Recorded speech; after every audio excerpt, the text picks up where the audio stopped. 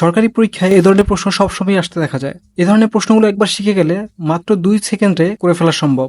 একটা জিনিস মাথায় রাখতে হবে, সেটা হচ্ছে মধ্যবর্তী অনুপাত দুটিকে গুণ করলে যেই ফলাফল হবে ঠিক একইভাবে এই অনুপাতগুলোকে গুণ করলেও তার সমান হবে।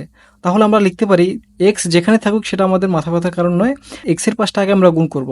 তাহলে এক্সের পাশে যেহেতু 4 আছে, এই জন্য আমরা লিখতে পারি 4x, অর্থাৎ 4-এর সাথে এক্স গুণ আকারে আছে, সমান সমান লিখব 5 গুণ 12। 5 গুণ 12। তো আমাদের যেহেতু এক্সের মানটা বের করতে হবে, এই জন্য আমরা এক্সের মানটাকে রেখে 4টাকে স্থান পরিবর্তন করে দিব এক্স।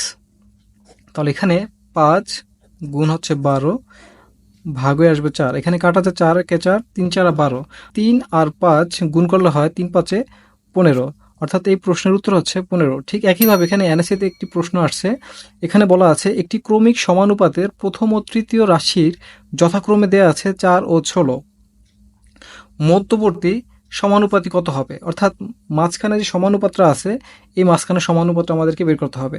তাহলে এটাকে আমরা একটা সমানুপাতে সাজিয়ে নিব। তো এখানে প্রথম পদে আছে 4, আমরা 4 লিখলাম, মধ্যবর্তী কোনো সংখ্যা দেয়া নেই। তাহলে এখানে আমরা ধরে নিব অনুপাত x সমানুপাত x অনুপাত 16। ঠিক একইভাবে আমরা এখানে x এর পাশটাকে আগে গুণ করব। এখানে x এর পাশটাকে গুণ করলে হয় x স্কোয়ার সমান 4 গুণ 16, 4 গুণ 16। তাহলে এখানে আমরা লিখতে পারি x স্কোয়ার সমান সমান 4 16 64। তো এখানে x যেহেতু স্কোয়ার আকারে আছে, তাহলে আমরা স্কোয়ারটাকে স্থান পরিবর্তন করলে সেটা রুট হয়ে যায়। তাহলে আমরা এখানে লিখতে পারি x সমান রুট ওভার 64।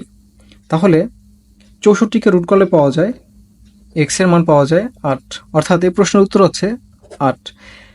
আশা করছি ভিডিওটি আপনাদের কাছে ভালো লেগেছে। যদি ভালো লেগে থাকে তাহলে চ্যানেলটি অবশ্যই সাবস্ক্রাইব করুন, ভিডিওতে একটি লাইক করুন, কমেন্ট দিয়ে জানান কেমন হয়েছে এবং শেয়ার করে বন্ধুদের মাঝে ছড়িয়ে দিন।